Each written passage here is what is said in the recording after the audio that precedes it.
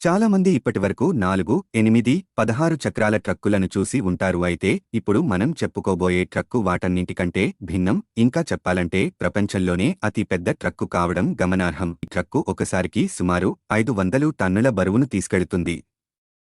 వినటానికి ఆశ్చర్యంగా ఉన్నా ఇది నిజం. ఇక బెలాజ్ విషయానికి వస్తే దీని బరువు 450 టన్నులు. దీనికి 8 చక్రాలు అమర్చారు. ఒక్కొక్క టైర్ బరువు సుమారు 5 టన్నుల కంటే ఎక్కువ. ట్రక్కు పొడవు 20 మీటర్లు, వెడల్పు 9.7 మీటర్లు. లోడ్ తీసుకెళ్లేటప్పుడు ఈ ట్రక్కు స్పీడ్ 45 కిలోమీటర్లు కాగా ఖాళీగా ఉన్నప్పుడు 60 కిలోమీటర్లు వేగంతో వెళుతుంది.